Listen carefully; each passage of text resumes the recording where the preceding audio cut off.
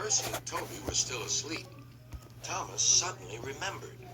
Silly stick in the muds, he chuckled. I'll show them.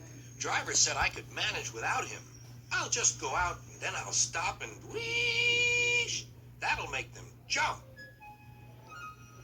Thomas thought he was being clever, but really he was only moving because a careless cleaner had meddled with his controls.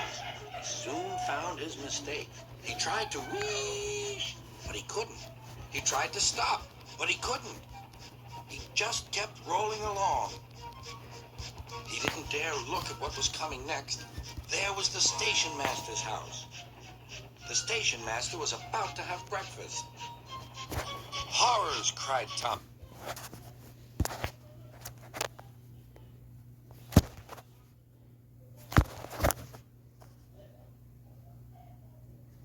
Thomas and shut his eye. The house rocked, broken glass tinkled, plaster was everywhere. Thomas had collected a bush on his travels. He peered into the room through its leaves. He couldn't speak.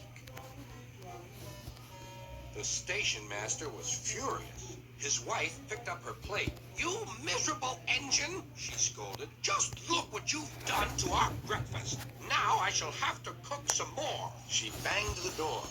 More plaster fell. This time it fell on Thomas. Thomas felt depressed.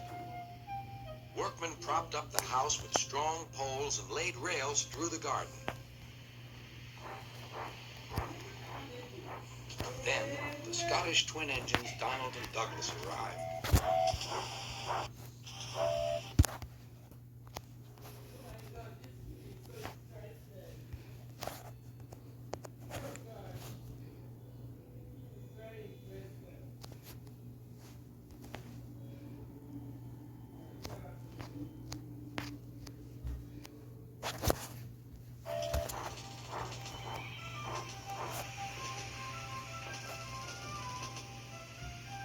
Dinna fash yourself, Thomas. We'll soon have you back on the rails.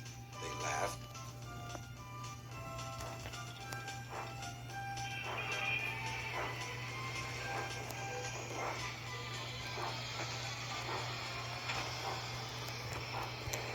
Donald and Douglas, puffing hard, managed to haul Thomas back to safety.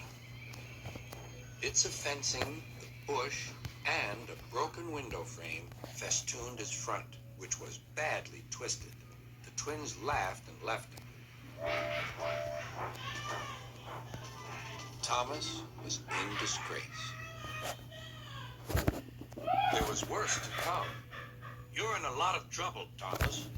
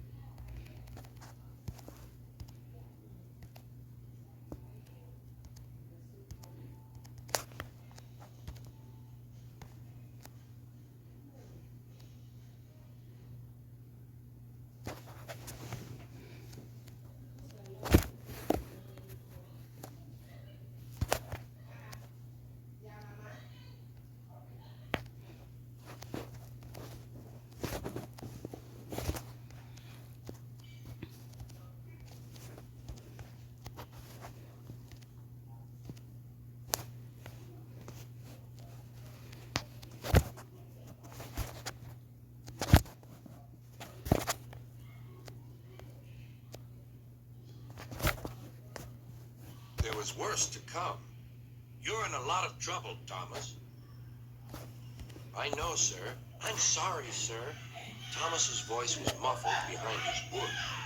You must go to the works and have your front mended. It will be a long job. Yes, sir. Meanwhile, a diesel rail car will do your work. A diesel, sir? Thomas sputtered. Yes, Thomas, diesels always stay in their sheds till they are wanted. Diesels never gallivant off to breakfast in station masters' houses.